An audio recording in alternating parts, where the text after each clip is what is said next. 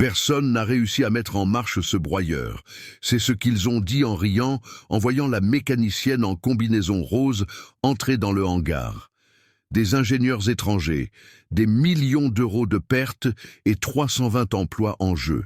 Ils lui ont demandé d'aller chercher le café, l'ont isolé avec du ruban adhésif et lui ont dit que ce n'était pas un endroit pour une femme, jusqu'à ce qu'elle touche un point unique de la machine et que le silence se transforme en tension. Ce qui s'est passé quelques secondes plus tard a fait ravaler chaque mot à tout le monde. Mon ami, abonnez-vous à la chaîne pour ne pas manquer cette histoire et commentez ici-bas de quelle ville de France vous nous suivez. J'aimerais savoir d'où vous m'accompagnez. Le lundi matin 4 mars, l'aube se lève chaude et humide à Marseille. Le soleil tape déjà fort à 7 heures lorsque Tatiana Leclerc monte les escaliers de la station de métro Noailles. Ses longs cheveux clairs attachés en une queue de cheval pratique, sa combinaison rose de mécanicienne contrastant avec le gris du béton urbain. À 30 ans, avec ses yeux clairs brillants de détermination et ses traits délicats qui trahissent une ascendance méditerranéenne, elle ne porte qu'un sac à dos technique noir et un badge accroché à son cou. Le badge de la multinationale allemande Kruger Industries, avec les lettres dorées brillant sous le soleil marseillais. Elle marche dans les rues du centre-ville jusqu'à atteindre la zone portuaire, où d'énormes grues découpent le ciel, et l'odeur salée de la mer se mêle à l'odeur métallique de l'industrie.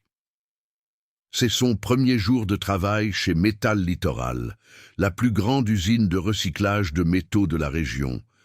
Mais ce n'est pas un premier jour ordinaire pour une employée lambda. Tatiana a été embauchée par la maison mère allemande de Kruger après avoir remporté un programme de formation technique internationale qui a réuni 2400 candidats de 34 pays. Elle a passé 6 mois à s'entraîner à Dortmund, en Allemagne, se concentrant spécifiquement sur les équipements industriels lourds de grande taille. 6 mois à apprendre avec les meilleurs ingénieurs allemands, à dormir dans un appartement minuscule près de l'usine, à étudier des manuels techniques jusqu'à tard dans la nuit, prouvant chaque jour qu'elle méritait d'être là. Le portail de Métal Littoral s'ouvre devant elle comme la bouche d'un géant de métal. L'usine est énorme. 7 hangars industriels, des dizaines de grues, des montagnes de ferraille métallique empilées, attendant d'être traitées. Mais il y a quelque chose qui ne va pas. Tatiana remarque immédiatement le silence. Une usine de recyclage devrait résonner du son des machines, du métal broyé, des moteurs en marche. Il n'y a que le vent soufflant entre les structures de fer, transportant le son lointain des mouettes. Dans le hangar principal, un colosse de métal reste immobile. Le broyeur industriel Kruger TH9000, 12 mètres de long, 45 tonnes d'acier allemand de précision, capable de traiter 80 tonnes de métal par heure. Une machine qui a coûté 5 millions d'euros et qui devrait être le cœur battant de l'usine, mais cela fait 47 jours qu'elle ne fonctionne pas. 47 jours de silence, 47 jours de perte de 340 000 euros par jour, 47 jours de 320 employés vivant dans la terreur de perdre leur emploi.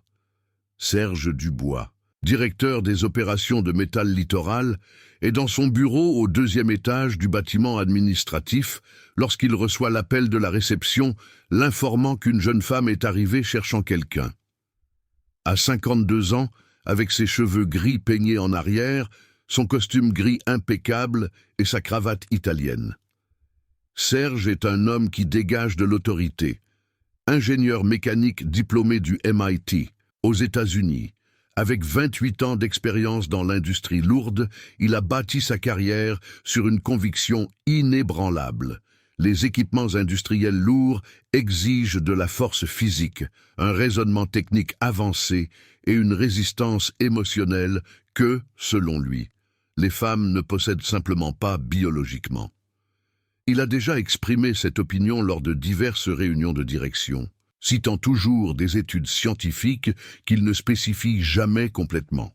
Pour Serge, les femmes peuvent être excellentes en ressources humaines, en comptabilité, même en ingénierie de projet, travaillant dans des bureaux climatisés, mais sur un site de production, Face à des machines de 45 tonnes, des systèmes hydrauliques fonctionnant à 280 bars de pression, des équipements qui peuvent écraser un homme en quelques secondes. C'est un travail d'homme. Il a l'habitude de dire, et le dit avec la conviction de celui qui n'a jamais remis en question cette croyance. Lorsque les RH ont informé 3 semaines auparavant que Kruger Industries enverrait un spécialiste français qui avait été formé à la maison mère allemande, Serge a automatiquement présumé que ce serait un homme. Le nom Tatiana Leclerc, dans l'email, ne l'a pas fait douter de cette supposition. Il a simplement pensé que ce devait être un nom de famille féminin hérité de la mère, quelque chose de commun en France. Il a imaginé un homme robuste, peut-être avec un accent provincial, quelqu'un avec des mains calleuses et une posture militaire. Alors, quand la réceptionniste dit « une jeune femme est arrivée », Serge suppose automatiquement que ce doit être la nouvelle stagiaire des RH qui devait commencer cette semaine. Il descend à la réception et voit Tatiana, ses cheveux clairs, sa combinaison rose, son sac à dos technique, son apparence qu'il catégorise mentalement comme plus adaptée à un centre commercial qu'à une zone industrielle. Il ne lui demande même pas son nom, ni qui elle est. Il dit simplement avec un sourire condescendant « L'orientation pour les stagiaires commence à 9 heures, salle 203. Vous êtes en avance. » Tatiana respire profondément. Elle s'y attendait déjà. Pendant les 6 mois passés en Allemagne, elle a rencontré des situations similaires des dizaines de fois.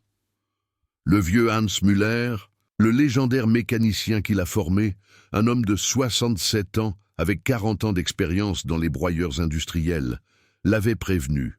« Tati, tu es exceptionnelle, la meilleure élève que j'ai formée en 4 décennies. Mais le monde extérieur ne le verra pas immédiatement. Ils verront d'abord une jeune femme jolie, tu devras prouver ta valeur tous les jours. Ce n'est pas juste, mais c'est la réalité. Jusqu'à ce qu'un jour, ta compétence soit si indéniable qu'ils n'auront d'autre choix que de te respecter. » Elle retire le badge de son cou et le montre à Serge. « Monsieur Dubois, je suis Tatiana Leclerc, spécialiste technique envoyée par Kruger Industries. J'ai un rendez-vous avec vous à 8 heures pour discuter de la situation du broyeur TH9000. » Serge regarde le badge. Puis elle, puis à nouveau le badge. Son expression est un mélange de confusion et de quelque chose qui ressemble à de l'amusement. Il rit brièvement. « Vous êtes la spécialiste de Kruger ? Écoutez, il doit y avoir eu une erreur de communication. La personne que nous attendons est un technicien supérieur, avec de l'expérience en équipement lourd. »« Et je sais, » répond Tatiana, gardant sa voix calme et professionnelle. « C'est moi. J'ai été sélectionné parmi 2400 candidats internationaux. J'ai passé 6 mois en formation avancée à l'usine de Dortmund et j'ai été envoyé pour résoudre le problème du TH9000. » Elle sort de son sac à dos une chemise avec des documents, des certificats, des lettres de recommandation, le rapport technique préliminaire qu'elle avait préparé sur la base des informations qu'elle avait reçues concernant la machine arrêtée. Serge feuillette les documents avec une expression mêlant scepticisme et embarras croissant. Ce sont des documents légitimes, avec des cachets officiels de Kruger Industries, des signatures de directeurs techniques, même une lettre personnelle de recommandation du docteur Klaus Schneider, le directeur technique mondial de l'entreprise. Mais sa conviction fondamentale que les femmes n'ont pas la capacité de gérer des équipements industriels lourds est si profonde qu'il cherche toute explication alternative. Bon, c'est intéressant, mais voyez-vous, les broyeurs industriels ne sont pas comme, je ne sais pas, des machines à laver. C'est un équipement qui exige des connaissances techniques très spécifiques et complexes. « Je sais, » répond Tatiana, et il y a une étincelle dans ses yeux clairs. « C'est pourquoi j'ai étudié 6 mois avec l'ingénieur Hans Müller, qui a personnellement conçu le modèle TH9000. C'est pourquoi ma note finale au programme technique était de 98, 7%, la plus élevée en 15 ans. C'est pourquoi je suis ici. La réunion d'urgence est prévue pour 8 heures. Dans la salle de conférence du 3e étage sont présents 3 techniciens allemands qui venaient d'arriver de Francfort la nuit précédente. un consultant suédois nommé Dr. Henrik Lindström. Un homme de 50 ans, aux cheveux blonds tirant sur le gris, avec 25 ans d'expérience en hydraulique industrielle, le directeur de l'usine et 2 superviseurs de maintenance français. Tous des hommes, tous vêtus de chemises de travail, de pantalons cargo, de bottes de sécurité, tous dégageant cette confiance qui vient de décennies de travail dans des environnements industriels dominés par les hommes. Quand Tatiana entre dans la salle à 8 heures précises, le silence est immédiat et absolu. 8 paires d'yeux masculins se tournent vers elle. Elle identifie la surprise, la confusion et sur certains visages, quelque chose qui ressemble beaucoup à de l'amusement contenu. Serge, qui était déjà dans la salle, parle en français. « Équipe, il y a eu un petit malentendu, c'est Tatiana que Kruger a envoyé. » La façon dont il prononce Tatiana contient déjà du mépris. Pas la spécialiste Tatiana, pas l'ingénieur Tatiana, juste Tatiana, comme si c'était une enfant apparue au mauvais endroit. L'un des techniciens allemands, Wolfgang Schmidt, demande en anglais où se trouve le spécialiste qu'ils attendaient. Serge répond également en anglais et Tatiana comprend parfaitement chaque mot, même s'il ne sait pas qu'elle parle couramment l'anglais. Apparemment, c'est la spécialiste. Je suis aussi surpris que vous. Voyons comment cela va. Il y a un ton dans sa voix qui indique clairement à quel point il doute que cela mène à quelque chose de productif. Tatiana se présente calmement. « Bonjour à tous. Je m'appelle Tatiana Leclerc, spécialiste technique de Kruger Industries. J'ai été formée à la maison mère à Dortmund pendant 6 mois, avec un accent spécifique sur les broyeurs industriels de grande taille, sous la supervision directe de l'ingénieur Hans Müller. Je suis ici pour diagnostiquer et résoudre le problème du TH9000. Elle parle d'abord en français, puis répète en anglais courant pour les étrangers, et enfin ajoute quelques phrases en allemand parfaitement prononcées, au choc visible des 3 techniciens allemands. Mais même avec des références claires, même en parlant 3 langues, même en démontrant des connaissances techniques dans sa présentation, elle peut voir sur leur visage qu'ils entendent les mots, mais n'y croient pas. Comment une femme de 30 ans en combinaison rose peut-elle affirmer qu'elle peut résoudre un problème que des dizaines de techniciens expérimentés n'ont pas pu résoudre en 47 jours? Serge s'éclaircit la gorge. Bon, puisque vous êtes là, vous pouvez rester pour la réunion, mais seulement pour observer et apprendre comment nous travaillons avec des équipements de cette taille. La phrase est prononcée avec un sourire qu'il considère probablement comme poli, mais qui est en fait profondément condescendant. L'un des superviseurs français, Marc Duval, semble mal à l'aise avec la situation, mais ne dit rien. Tatiana s'assoit sur la seule chaise vide, au fond de la salle, et écoute en silence pendant que les hommes commencent à discuter du problème technique du broyeur. La réunion technique commence avec Serge, projetant au mur les données du broyeur TH9000. 47 jours d'arrêt, 16 tentatives de diagnostic. 7 techniciens différents ont déjà examiné la machine. Perte accumulée de 8 millions d'euros. La pression des actionnaires est insupportable. La direction à Paris menace de fermer l'usine si le problème n'est pas résolu en 1 semaine. Henrik Lindström, le consultant suédois, présente son diagnostic en anglais que Serge traduit simultanément en français, système électronique avec défaillance des capteurs de température. Je recommande le remplacement complet du panneau de commande. Coût estimé 420 000 euros. Délai de livraison d'Allemagne 6 semaines. Les techniciens allemands acquiescent. Wolfgang Schmidt ajoute qu'ils ont déjà commandé les pièces de rechange. Tatiana, assise au fond, lève discrètement la main. Serge l'ignore complètement, poursuivant la discussion sur la logistique d'importation des pièces. Elle essaie à nouveau. « Excusez-moi, puis-je poser une question technique ?» Serge soupire avec une impatience visible. « Plus tard, ma chère. Laissez les spécialistes terminer d'abord. Le ton est le même que celui qu'on utiliserait avec un enfant interrompant une conversation d'adulte. » Henrik continue d'expliquer son plan d'action. Tatiana écoute attentivement et remarque quelque chose de crucial.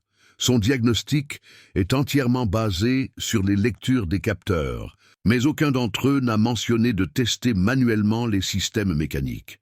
Elle connaît ce modèle. Elle a passé 3 mois à Dortmund à étudier spécifiquement la ligne TH9000. Elle sait que ces broyeurs ont une particularité. Dans les climats tropicaux, les capteurs peuvent afficher des lectures normales, même en cas de défaillance mécanique du système hydraulique. Lorsque Henrik termine sa présentation, Tatiana essaie à nouveau. Monsieur Dubois, avec tout le respect dû au diagnostic présenté, avez-vous vérifié manuellement le système hydraulique? Les capteurs du TH9000 peuvent montrer des paramètres normaux, même en cas de défaillance de l'accumulateur de pression, lorsque l'humidité relative est supérieure à 75%. Le silence qui s'ensuit est gênant. Serge échange des regards avec Henrik et tous deux sourient avec condescendance. « Ma chère, dit Serge, et le mot sonne comme une insulte, nous avons ici un consultant avec 25 ans d'expérience en hydraulique industrielle. Je pense qu'il sait vérifier un système hydraulique. » Henrik ajoute en anglais, regardant les Allemands et non Tatiana. La jolie jeune femme devrait laisser le travail technique à ceux qui s'y connaissent. L'un des superviseurs français, Marc Duval, un homme de 45 ans avec 20 ans d'usine, semble mal à l'aise. Il essaie de défendre timidement Tatiana. « Mais Serge, elle vient d'Allemagne, elle a dû apprendre quelque chose là-bas. » Serge l'interrompt brusquement. « Marc, vous avez une fille adolescente, n'est-ce pas ? Laisseriez-vous la vôtre toucher seule au moteur de votre voiture? Eh bien, imaginez sur une machine de 45 tonnes qui coûte 5 millions d'euros. » La comparaison est grotesque et tout le monde dans la salle le sait, mais personne ne dit rien. Tatiana sent le sang lui monter au visage, mais garde son calme. Elle a appris cela de son père, Joseph Leclerc. Son père, pêcheur qui a travaillé 35 ans sur la côte méditerranéenne, affrontant tempêtes, mers déchaînées, patrons injustes, disait toujours « Ma fille, il y a des moments où tu dois ravaler ta fierté, éprouvée par l'action, pas par les mots. Laisse-les parler. Ensuite, tu montres de quoi tu es capable. » Joseph et Régine, sa mère qui gère un petit restaurant de spécialité locale dans le quartier du Panier, ont économisé chaque centime pour offrir une éducation à Tatiana. Ils n'avaient pas d'argent pour une université chère, mais ont payé un cours technique en mécanique industrielle au lycée professionnel. Tatiana étudiait le jour et travaillait la nuit, aidant sa mère au restaurant, nettoyant les tables, lavant la vaisselle, servant les clients. À 22 ans, elle était déjà la meilleure élève du lycée professionnel. À 24 ans, elle a trouvé un emploi dans un petit atelier mécanique. À 27 ans, elle s'est inscrite au programme international de Kruger, plus de 3000 heures d'études autodidactes pour réussir les épreuves de sélection. La réunion se termine par la décision qu'Henrik et les techniciens allemands feront une nouvelle tentative de diagnostic l'après-midi, après l'arrivée d'équipements de tests plus sophistiqués qui sont apportés de Paris. Alors que tout le monde se lève, Serge s'approche de Tatiana. « Écoutez, sans vouloir être grossier, mais puisque vous allez rester ici aujourd'hui, pourriez-vous nous aider en apportant le café à l'équipe? La cafétéria est au 2e étage. 8 cafés sans sucre pour moi. » Tatiana le regarde droit dans les yeux. « Monsieur Dubois, je n'ai pas été embauché par Kruger Industries pour aller chercher le café.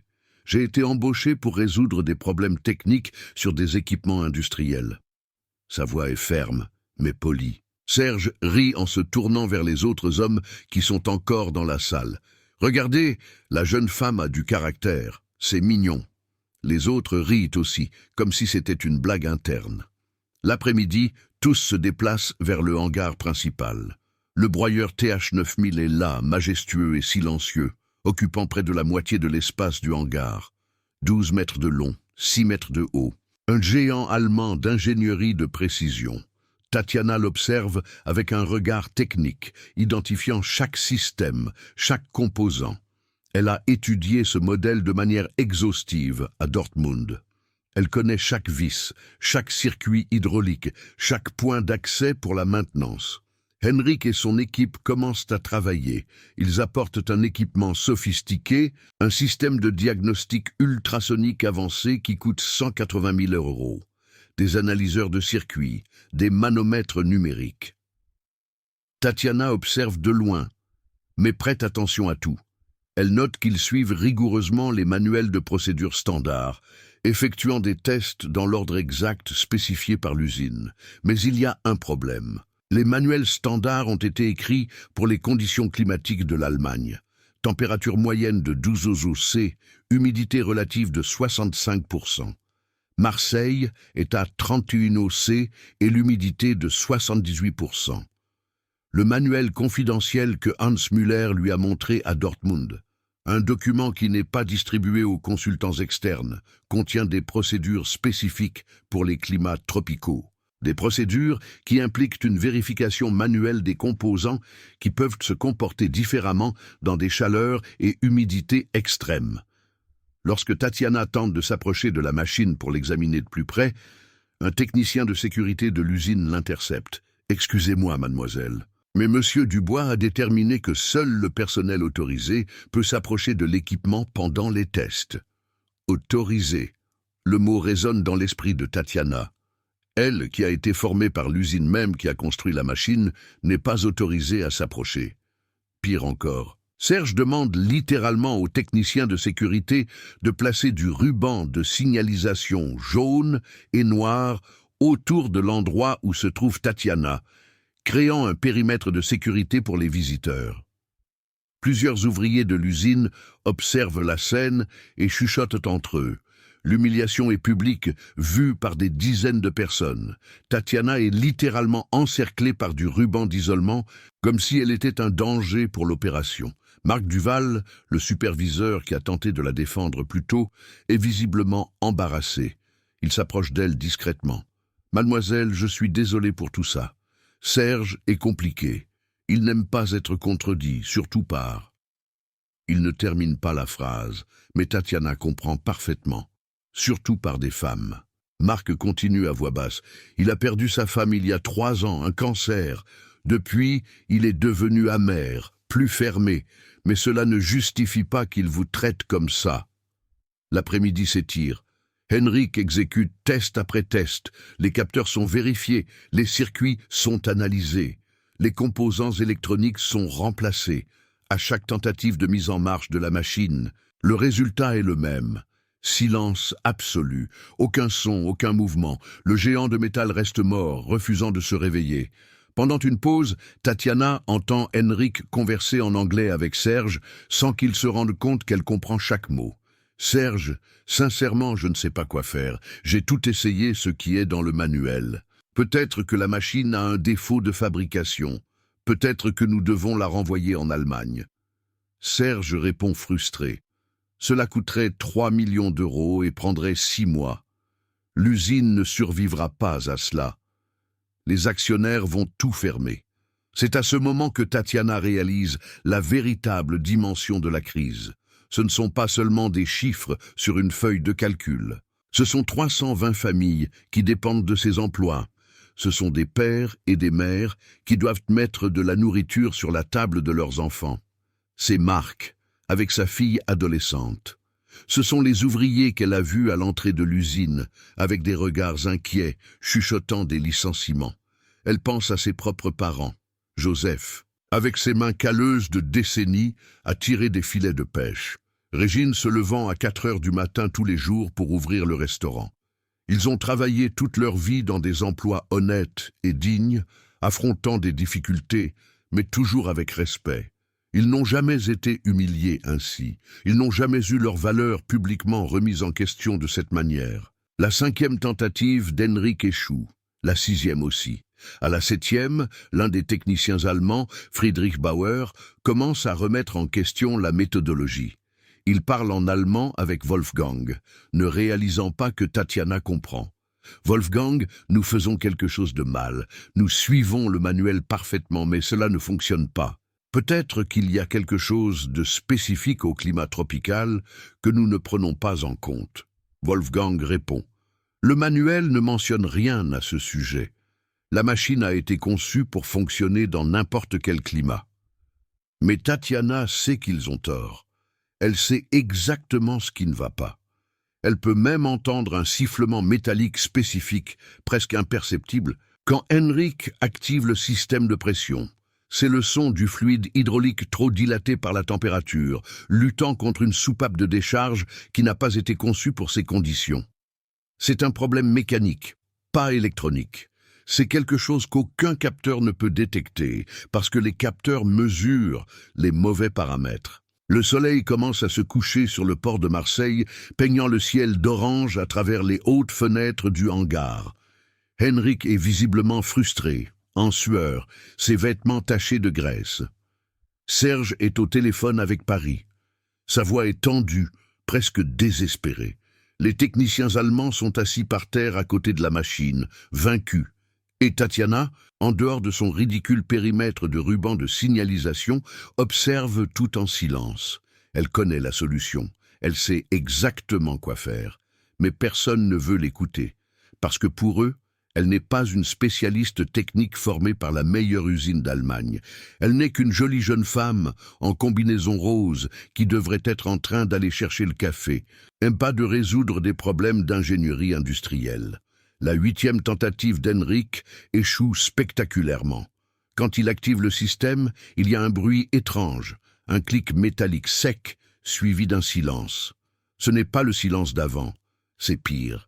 C'est le silence de quelque chose qui a presque fonctionné, mais n'a pas fonctionné. Henrik jure en suédois, puis en anglais. C'est impossible, absolument impossible. J'ai vérifié chaque circuit, chaque capteur, chaque connexion. Serge est pâle, le téléphone collé à l'oreille, écoutant ce qui est clairement de mauvaises nouvelles de la direction à Paris. Quand il raccroche, son visage est gris. Il se tourne vers tout le monde dans le hangar. La direction a donné un ultimatum. Si nous ne résolvons pas le problème d'ici demain midi, les licenciements commencent. Premier tour, 80 personnes à la porte. Un silence lourd tombe sur le hangar. Les ouvriers qui observèrent de loin baissent la tête. Marc Duval passe la main sur son visage, pensant clairement à sa fille, aux factures à payer, à l'avenir incertain. Wolfgang et Friedrich échangent des regards inquiets. Ils seront tenus pour responsables de cet échec lorsqu'ils rentreront en Allemagne. Henrik s'assoit sur une boîte à outils, vaincu. Serge, je pense vraiment que nous devons envisager de renvoyer la machine à Dortmund. Il peut y avoir un défaut de fabrication fondamental que nous ne pouvons pas détecter ici. Serge explose. Vous avez une idée de ce que cela signifie? 3 millions d'euros, 1 mois d'arrêt, 320 familles à la rue. L'usine ferme, c'est fini. C'est à ce moment que Tatiana n'en peut plus. Elle ne peut tout simplement pas rester silencieuse alors qu'elle connaît la réponse, même en sachant qu'elle sera de nouveau ridiculisée. Même en sachant qu'elle sera probablement ignorée, elle rompt le ruban de signalisation autour d'elle, arrache littéralement le ruban jaune et noir qui l'emprisonnait et marche d'un pas décidé vers la machine. « Non », dit-elle. Et sa voix résonne dans le hangar avec une autorité qui fait que tout le monde s'arrête et regarde. Il n'y a pas de défaut de fabrication et il n'est pas nécessaire de renvoyer quoi que ce soit en Allemagne. Le problème n'est pas électronique, il est mécanique. Et je sais exactement où il se trouve. Serge se lève d'un bond. Vous n'avez pas l'autorisation de vous approcher de cette machine. Retournez à votre place. Mais Tatiana continue de marcher. Sa détermination est inébranlable. Monsieur Dubois, avec tout le respect que vous ne m'avez pas accordé aujourd'hui, j'ai été formé spécifiquement sur ce modèle de broyeur, par l'homme qui a contribué à le concevoir. Soit vous me laissez essayer, soit demain à midi, 80 familles perdront leur emploi parce que vous êtes trop fiers pour écouter une femme. Le silence qui s'ensuit est absolu. Tatiana est à 3 mètres de la machine maintenant, regardant directement dans les yeux de Serge. Il y a quelque chose à ce moment-là. Une ligne est franchie, un point de non-retour. Marc fait un pas en avant. « Serge, pour l'amour de Dieu, laissez-la essayer. Qu'avons-nous à perdre ?» Henrik se lève. Sa voix est empreinte de condescendance même dans la défaite.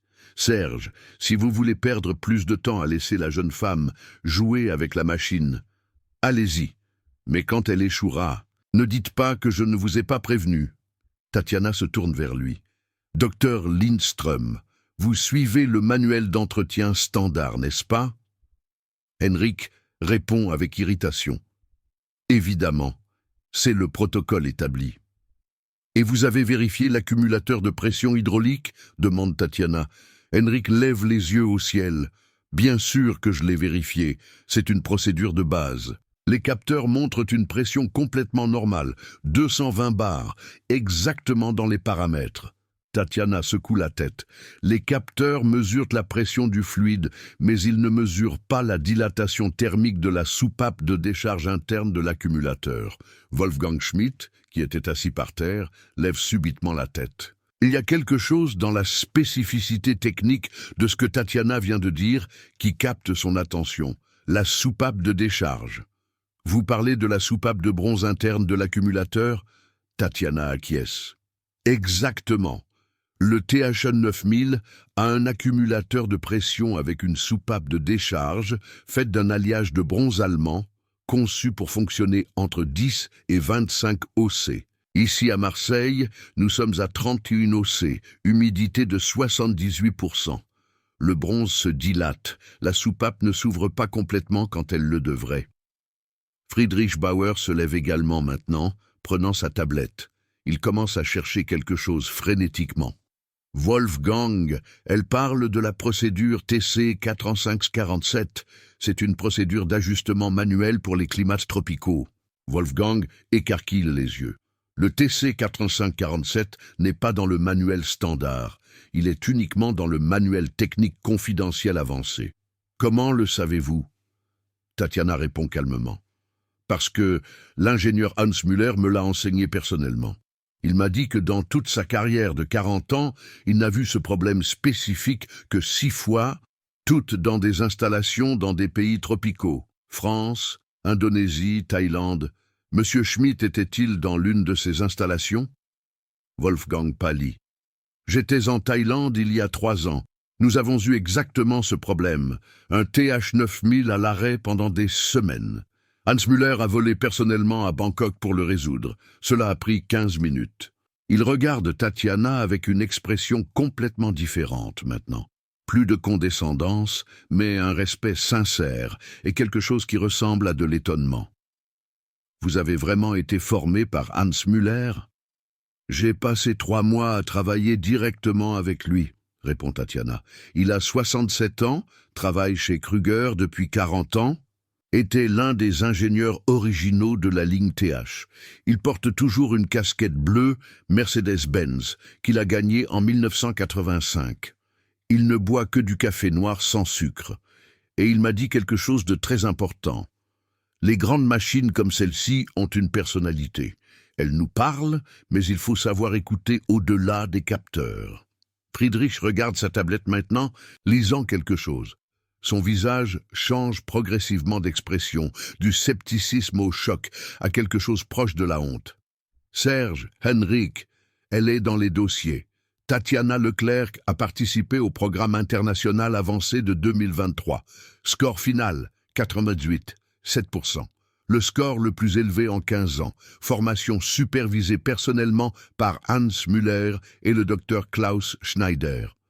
Henrik pâlit. Serge semble avoir été frappé par un train. 98, 7%, répète Serge, sa voix presque inaudible. Friedrich continue de lire depuis la tablette.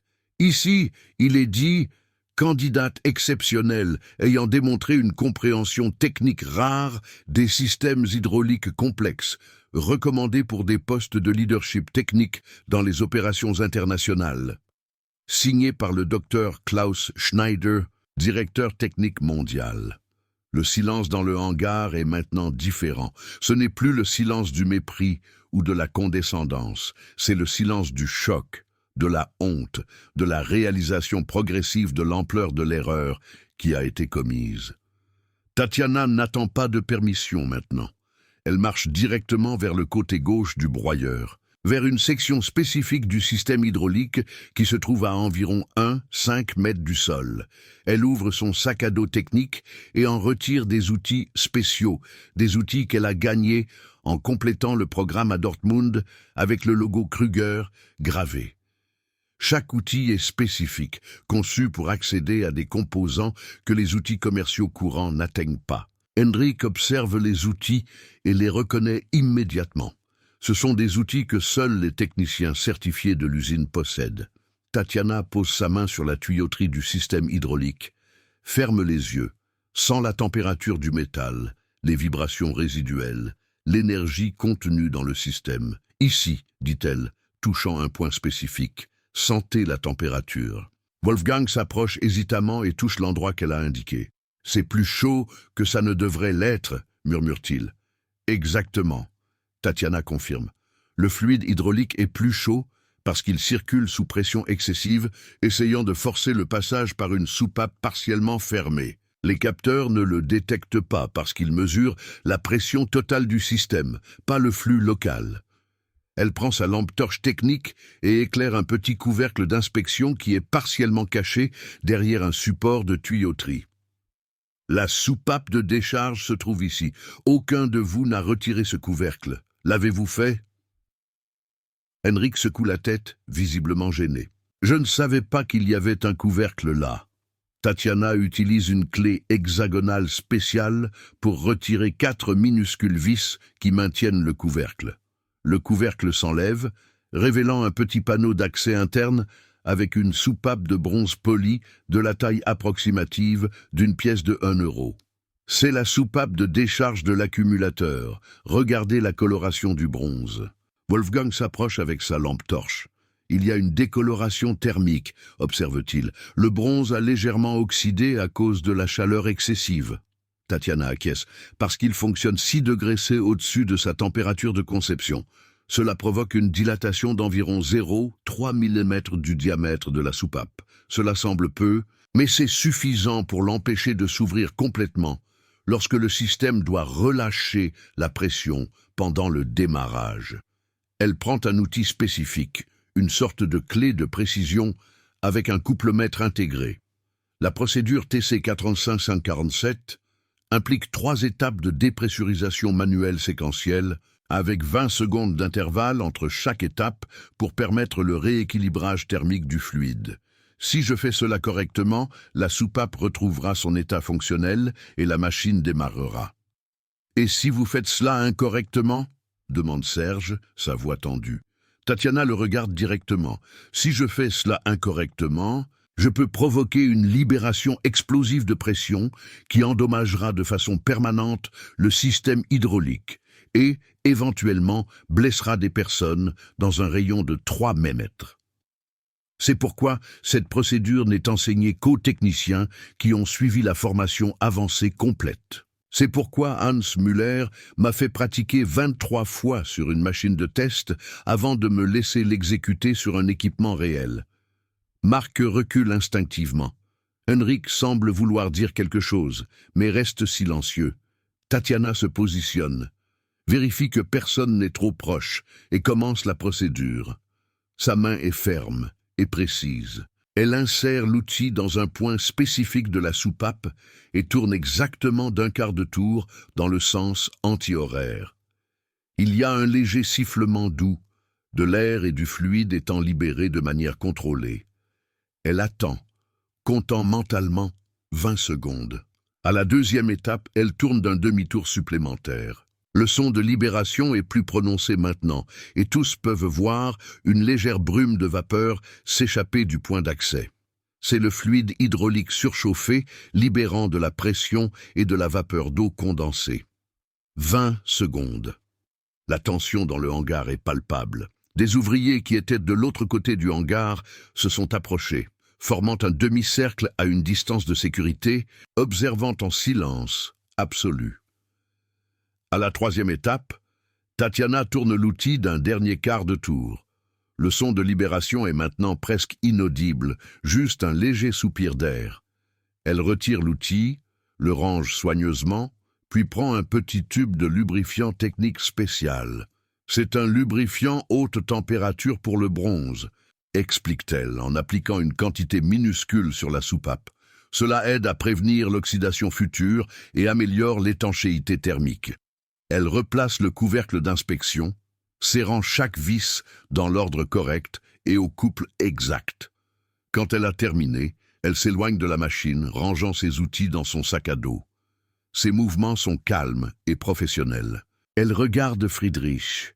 Vous pouvez essayer de la démarrer maintenant. Friedrich regarde Wolfgang, qui acquiesce. Ils marchent ensemble jusqu'au panneau de commande principal du broyeur. Friedrich pose sa main sur la séquence de démarrage. 3 boutons qui doivent être pressés dans un ordre spécifique avec des intervalles de 2 secondes entre chacun. Il presse le premier bouton. Une lumière verte s'allume. 2 secondes. Deuxième bouton, un son doux de systèmes électriques s'activant. 2 secondes. Troisième bouton. Pendant 47 jours, ce hangar était silencieux.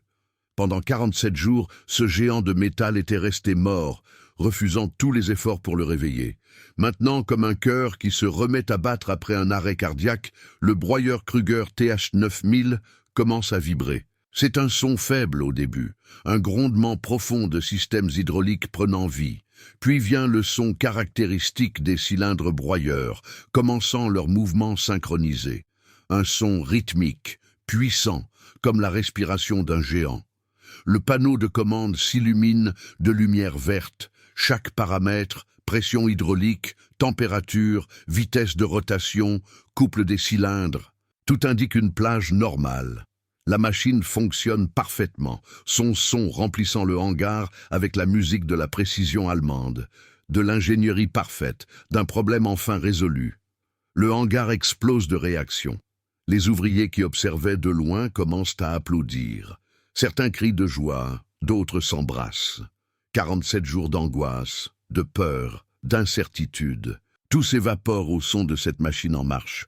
Marc Duval a des larmes qui coulent sur son visage. Il court vers Tatiana et lui serre la main avec force. « Vous avez sauvé 320 familles, vous avez sauvé ma famille, je n'ai pas de mots. » Wolfgang et Friedrich s'approchent de Tatiana, leur visage montrant un mélange d'admiration, de honte et de soulagement. Wolfgang tend la main. « Mademoiselle Leclerc, je vous présente mes plus profondes excuses. Nous aurions dû reconnaître votre compétence dès le début.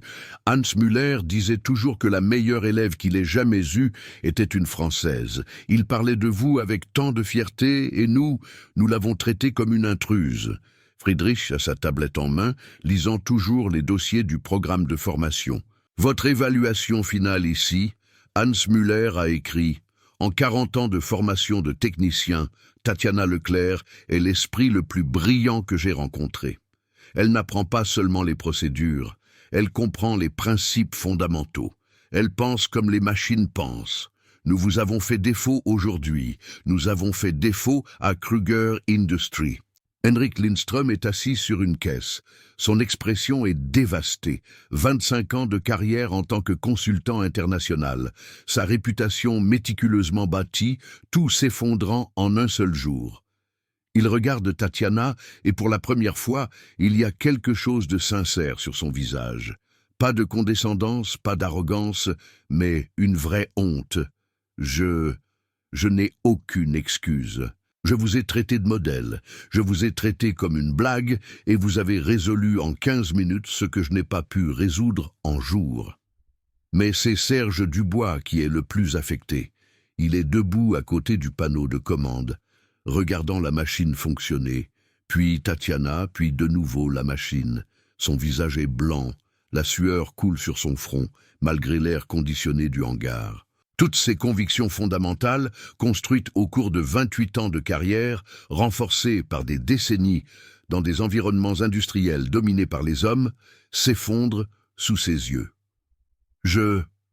Il commence, mais sa voix se brise. Il s'éclaircit la gorge et essaie de nouveau. « Mademoiselle Leclerc, j'ai commis une terrible erreur. » Non, plusieurs erreurs terribles. Il marche vers elle, chaque pas semblant lui coûter un immense effort. « Je vous ai traité de manière inacceptable. Je vous ai demandé d'aller chercher le café. J'ai mis du ruban de signalisation autour de vous comme si vous étiez un danger. J'ai ignoré vos tentatives d'aider. Et pourquoi ? Parce que je suis un homme arrogant et plein de préjugés qui a failli coûter 320 emplois par pure stupidité orgueilleuse. » Tatiana l'observe calmement. Elle pourrait l'humilier maintenant. Elle pourrait lui rendre chaque insulte, chaque moment de condescendance. Mais elle pense à ses parents. Elle pense à Joseph, qui disait toujours que la vraie force est de savoir quand utiliser et quand garder. Elle pense à Régine, qui a enseigné que la dignité se maintient aussi bien dans l'adversité que dans la victoire. « Monsieur Dubois, dit-elle doucement, vous avez commis une erreur. Tout le monde en commet. La question est, que faisons-nous après l'avoir reconnu ? Dum !» La célébration est interrompue par le bruit d'une voiture arrivant dans la zone extérieure du hangar. Une Mercedes noire s'arrête devant l'entrée. Un homme élégant d'environ 60 ans, cheveux gris parfaitement peignés, vêtu d'un costume bleu marine impeccable, descend de la voiture. 2 assistants l'accompagnent, portant des porte-documents en cuir. C'est le docteur Klaus Schneider, directeur technique mondial de Kruger Industries, qui a volé de Francfort à Marseille dès qu'il a appris la gravité de la situation. Klaus entre dans le hangar, et le son du broyeur en marche le frappe comme une vague de soulagement. Son visage, tendu et inquiet, s'illumine immédiatement. « Enfin !» s'exclame-t-il en anglais avec un fort accent allemand. « Qui a réussi à le réparer ?» Sa voix résonne dans le hangar. Tous les visages se tournent vers lui. Wolfgang et Friedrich pointent immédiatement vers Tatiana. Klaus regarde dans la direction indiquée et son visage se transforme complètement. Un sourire sincère, chaleureux, de reconnaissance et de fierté illumine ses traits. « Tatiana !» Il marche rapidement vers elle, ses bras s'ouvrant. « La brillante Française, j'aurais dû savoir. Bien sûr que c'était vous. » Il la salue d'une accolade appropriée mais affectueuse. Puis, il lui tient les épaules, la regardant avec une approbation paternelle. « Hans m'a appelé hier de Dortmund pour me dire que vous aviez été envoyé ici. Il a dit « Klaus, si quelqu'un peut résoudre le problème, c'est Tatiana. » Et il avait absolument raison. Klaus se tourne vers toutes les personnes présentes, son expression devenant plus formelle et sérieuse. Il parle en anglais pour que tout le monde comprenne, et l'un des ouvriers qui parle anglais traduit simultanément pour les Français. « Messieurs, permettez-moi de vous présenter formellement mademoiselle Tatiana Leclerc.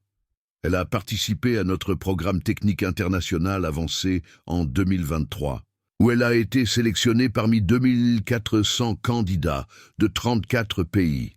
Son score final était de 98, 7%, le plus élevé que nous ayons vu en 15 ans de programme. » Il fait une pause, laissant l'information s'ancrer.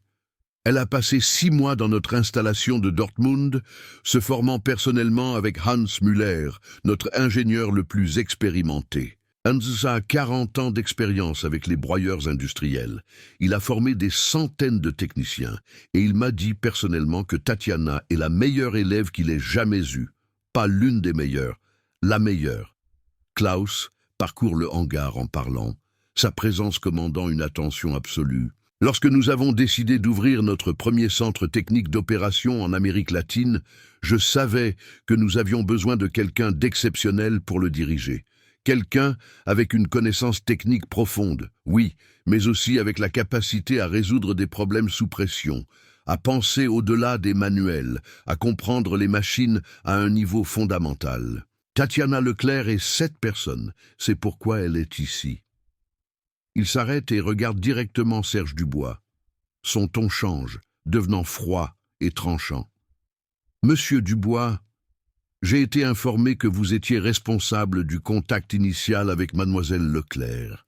Je suppose qu'elle a été traitée avec le respect et la courtoisie professionnelle qu'une spécialiste de Kruger Industries mérite. Le silence qui s'ensuit est mortel. Serge ouvre la bouche, mais aucun son n'en sort. Marc Duval fait un pas en avant. Il sait qu'il risque son emploi, mais ne peut rester silencieux. Docteur Schneider, avec tout le respect, Monsieur Dubois a traité mademoiselle Leclerc comme une stagiaire, lui a demandé d'aller chercher le café, a mis du ruban de signalisation autour d'elle pour l'empêcher de s'approcher de la machine. Il a dit qu'elle devait seulement observer et apprendre avec les hommes. Le visage de Klaus s'assombrit d'une manière qui fait que plusieurs hommes dans le hangar reculent instinctivement. « Est-ce vrai, monsieur Dubois ?» Serge est pâle comme un linge. « Oui, c'est vrai. J'ai commis une grave erreur de jugement. J'ai déjà présenté mes excuses à mademoiselle Leclerc. Klaus secoue lentement la tête. Une erreur de jugement? Vous appelez une erreur de jugement le fait d'humilier publiquement une spécialiste technique certifiée par l'usine même qui a construit cette machine? Klaus se tourne vers Henrik Lindström. Et vous, docteur Lindström? Mes techniciens m'ont rapporté que vous avez fait des commentaires sur mademoiselle Leclerc, la décrivant comme un modèle, et vous êtes demandé pourquoi la France envoyait de jolies jeunes femmes au lieu de spécialistes techniques. Est-ce correct? Henrik se lève, sa posture vaincue. Oui, monsieur, c'est correct. Je n'ai aucune excuse pour mon comportement. Klaus respire profondément, contrôlant clairement sa colère. Messieurs, Kruger Industries opère dans 47 pays. Nous employons des personnes de toute nationalité, genre, origine. Notre seul critère est la compétence technique. Quand quelqu'un porte notre badge, cette personne représente notre entreprise et mérite le respect professionnel, indépendamment de son apparence, de son origine ou de toute autre caractéristique qui ne relève pas de sa capacité technique. Il se tourne vers toutes les personnes présentes. Avec effet immédiat, mademoiselle Tatiana Leclerc est nommée superviseur technique de toutes les opérations de Kruger Industries en Amérique latine.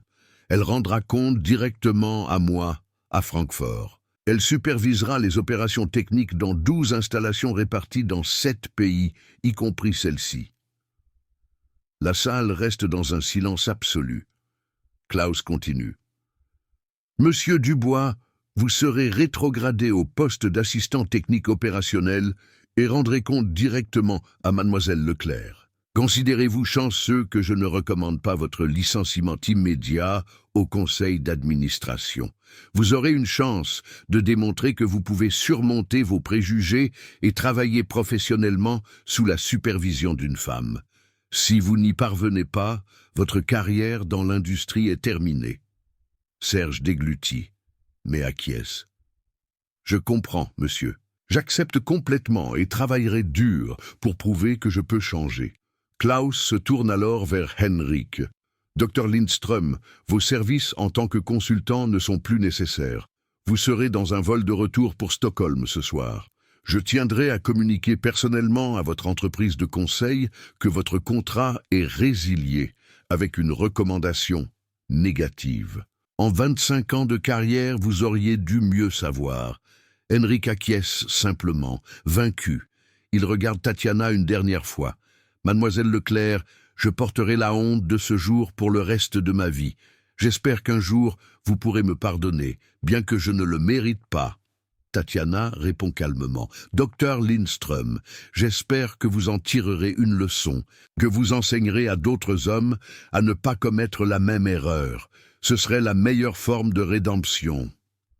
Klaus s'approche de Tatiana à nouveau, son expression redevenant chaleureuse.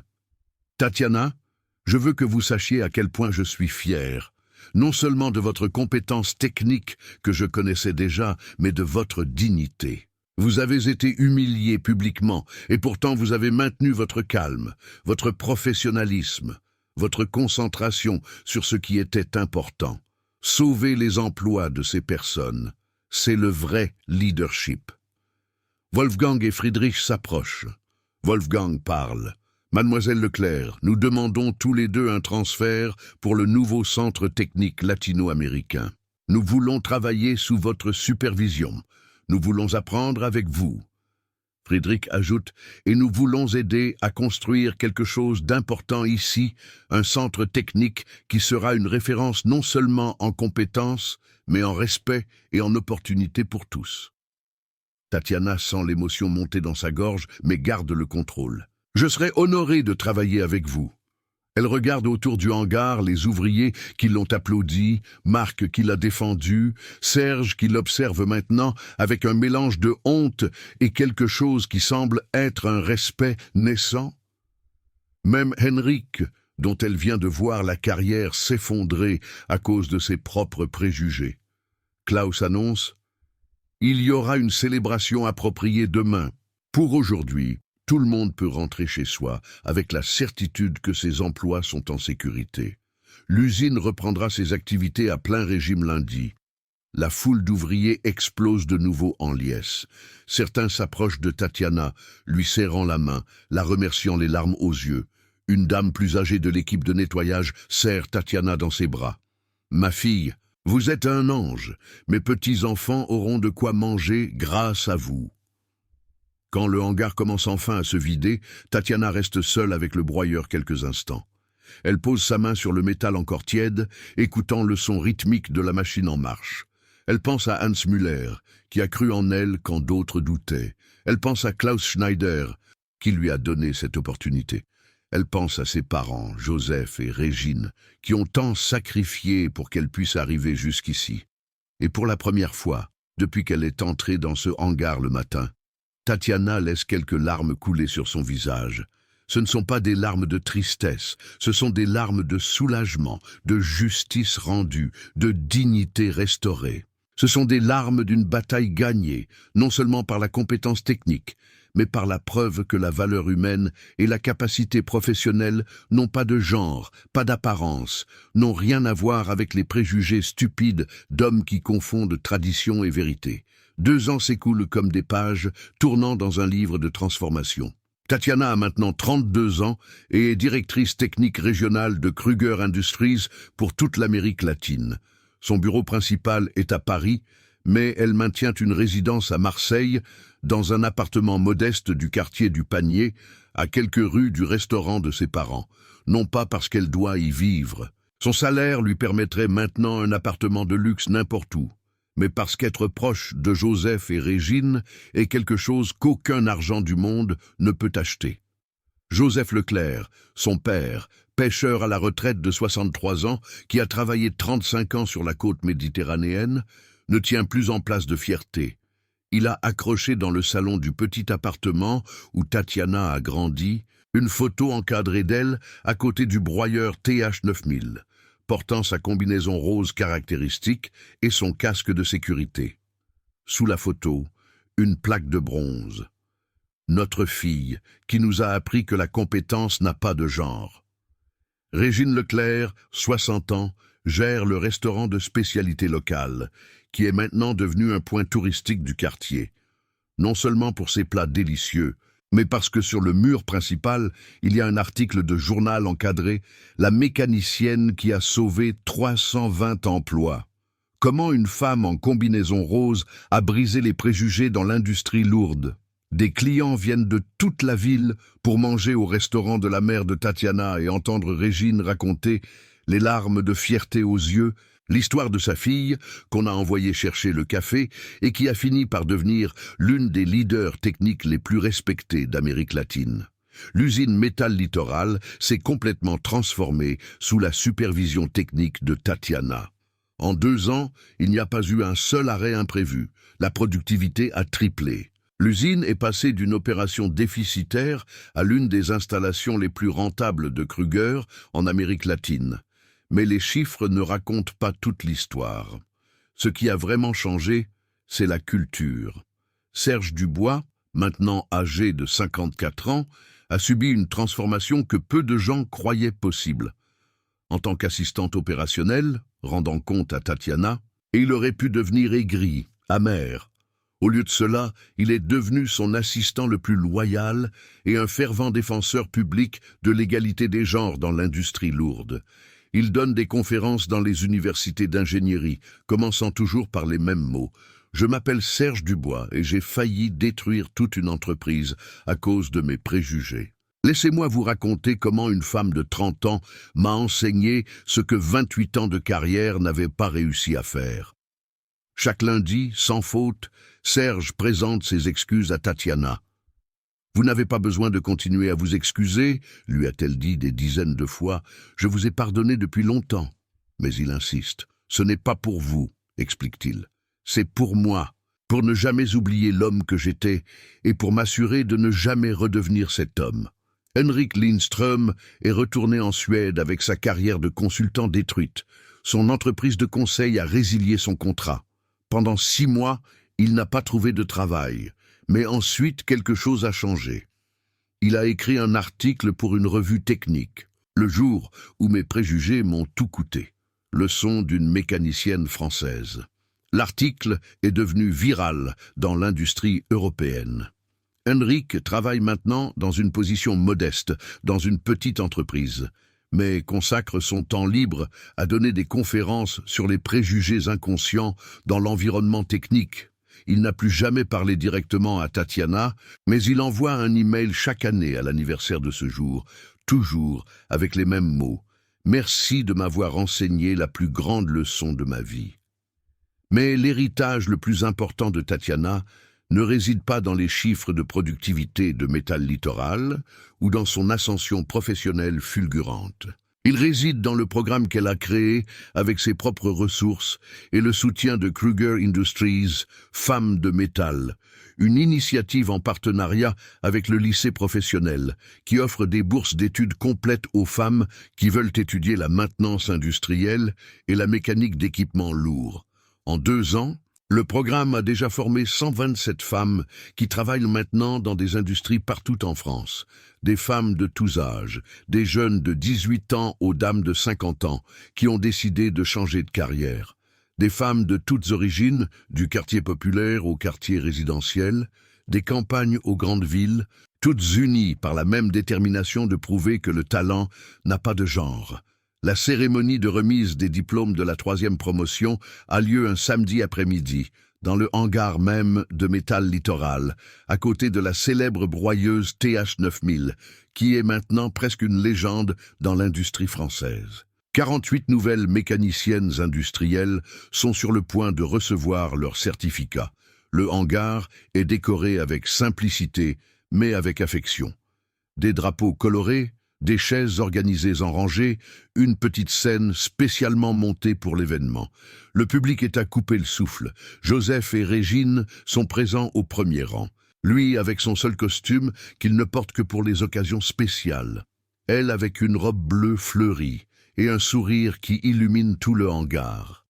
Le docteur Klaus Schneider a volé de Francfort spécialement pour l'événement, assis à côté de Wolfgang et Friedrich, qui dirigent maintenant le Centre technique latino-américain sous la supervision de Tatiana.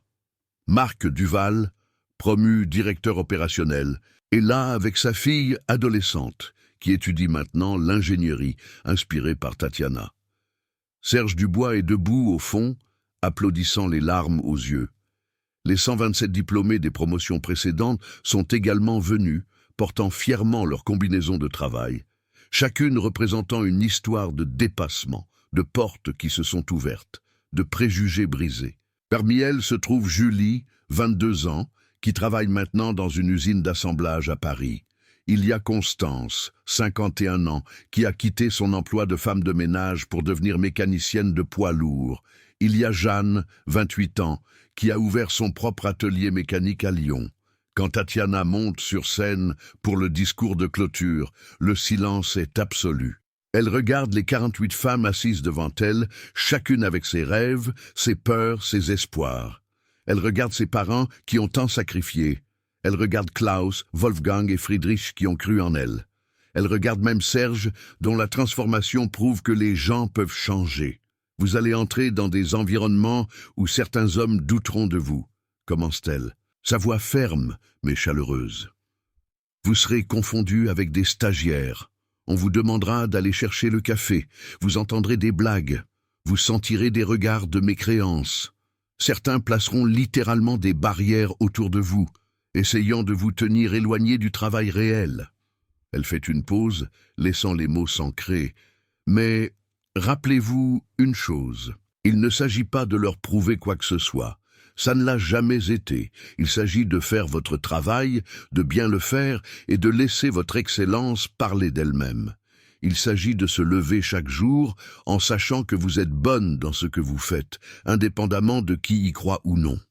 Tatiana pointe du doigt le broyeur derrière elle, qui est éteint pour l'événement, mais reste imposant. Il y a une machine de 5 millions d'euros juste ici, que les meilleurs techniciens d'Europe n'ont pas pu faire fonctionner pendant 47 jours. 320 emplois étaient en jeu, des millions d'euros étaient perdus. Et vous savez qui a résolu le problème? Une mécanicienne en combinaison rose à qui on a demandé d'aller chercher le café. La foule éclate en applaudissements. Certaines des diplômées ont des larmes qui coulent sur leur visage. Tatiana continue. Alors, quand quelqu'un doute de vous, quand quelqu'un vous dit que vous ne pouvez pas, souriez simplement, prenez vos outils et montrez de quoi vous êtes réellement capable. Car le monde a besoin de votre talent, l'industrie a besoin de vous, et vous méritez tout le respect et la reconnaissance que tout professionnel mérite.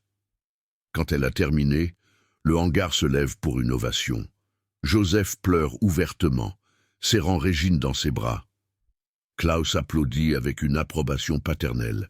Les 127 diplômées précédentes crient des mots d'encouragement aux 48 nouvelles. Serge est debout, au fond, applaudissant jusqu'à ce que ses mains lui fassent mal, des larmes de gratitude coulant pour avoir eu la chance de changer, de devenir meilleur. Alors que le soleil de Marseille se couche sur le port, peignant le ciel d'orange et de rose, le broyeur Kruger, TH9000, reste là comme un monument silencieux, un rappel que la compétence n'a pas de genre, que le talent ne connaît pas de barrière, que le préjugé est la seule machine qui mérite de rester à jamais cassée, et que parfois, tout ce qu'il faut pour changer le monde, c'est une femme courageuse, une combinaison rose et la détermination inébranlable de toucher le bon point.